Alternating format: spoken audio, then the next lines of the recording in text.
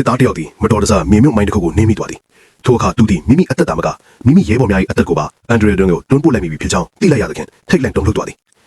ခဏအကြာတွင်အဖွဲ့ခေါင်းဆောင်ပိုးကြီးရောက်ရှိလာပြီးမိုင်း၏အနက်ကိုတိနိုင်ရန်တစ်သားချောင်းလေးတစ်ခုချင်းမိုင်းအနီးတစ်ဝိုက်ရှိမြေကြီးများကိုစတင်ဖယ်ရှားခဲ့သည်ထိုအခါမှသာထိုမြေမြုပ်မိုင်းမှာအလွန်ကြီးမားပြီးဖြုတ်သိမ်းရန်ဒီဖျုတ်လို့ညမထင်နိုင်ကြောင်းသူတို့နားလည်သွားကြသည်ထို့နောက်ပိုးကြီးကကြံစစ်သားဖားလုံးကိုနောက်ဆုတ်ခိုင်းလိုက်ပြီးမိုင်းနှင်းသားသောစစ်သားကိုသုံးမှုရေတွက်သည့်အချိန်တွင်ခြေထောက်ကိုကြွလိုက်ရန်ပြောသည်ထိုစစ်သား၏နေရာတွင်ပိုးကြီးကိုယ်တိုင်အစားထိုးနင်းရန်ပြင်ဆင်လိုက်ခြင်းဖြစ်သည်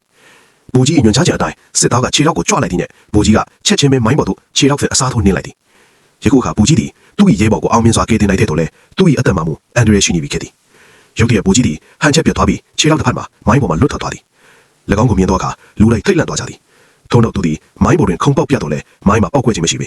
အကြောင်းမှာထိုမိုင်းမှာအဆော့ကလေးကအာဏာသိမရှိအောင်လှုပ်ထားပြီးသား diffuse ပြီးသားမိုင်းဖြစ်သောကြောင့်ပင်ဖြစ်သည်သူသည်ရဲဘော်များကိုနောက်ပြောင်ကြည့်ဆဲနေခြင်းသာဖြစ်သည်ကျွန်တော်ဗီဒီယိုကိုကြိုက်နှစ်သက်ရင်အသေးလေးပေးပြီးအပေါင်းလေးနှိပ်ခဲ့ပါအောင်